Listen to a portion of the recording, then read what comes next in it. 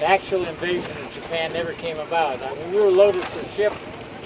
At the same time, they dropped the atomic bomb on Hiroshima and Nagasaki, and the Japanese realized at that time it would be futile to continue the fight, so they finally surrendered. But other than that, this is a very decisive battle that had to be won in order to protect our air force in the bombing of Japan, because they had to fly from the islands of in the Murrieta Islands all the way. It was a 1,600-mile flight. It's like flying from Los Angeles to Boston. It's a round trip. It was a long time. It's a 16-hour flight in order to bomb them. But anyway, D-Day happened to be February 19th at 3 o'clock in the morning. They called Reveille. That's when they woke up. We didn't sleep much that night before anyway, realizing we were going to go into combat. And some of us probably wouldn't come back alive or not. But anyway, at that time, you had steak and eggs for breakfast. They warmed you up and get you ready for the battle. At 9 o'clock, D-Day was the 19th, and H hour was 9 o'clock in the morning. We went in about 3 hours after that. It was about 12 noon on the 19th. And we went right onto the front lines of Iwo Jima there, and we stayed on the front lines for practically 4 days without hardly any sleep, no hot meals or anything, just eating ration. And they evacuated us back to the rear area for a rest. And at the same time, that one morning, when we were in the rest area, we heard a cheer go up. And what it was on the top of Mount Suribachi, which is an old volcano on the island of Iwo Jima. If you kind of picture in your mind, you know what a pork chop looks like. Well, Suribachi was down here at the one end, and the island went out like this. It's about 2 miles wide, 5 miles long. It's not a very big place.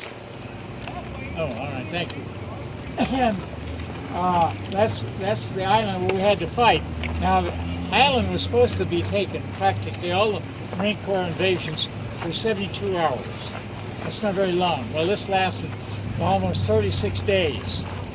When I went in, my main objective and purpose of being connected with the Marine Corps was to take care of the Marines that I had under my charge in Company A, 1st Battalion, 26th Marines. I carried 51 pounds of medical gear. That consisted of sulfa, drugs, battle dressings, everything you can imagine. Along with that, I had a carbine rifle. That's a 29 caliber rifle. I also had a 45 sidearm, which is a pistol. Now the pistol was the best thing you could have. At night in the foxhole, if the Japanese, they tried to infiltrate your lines, which they always did. They realized that they couldn't take the battle and win it, so they tried to get as many Marines dead as they could, and they would infiltrate at night. And the first night we were there, we had probably, maybe 3 or 4 Japanese trying to infiltrate. The next night, more. There were about a dozen of them.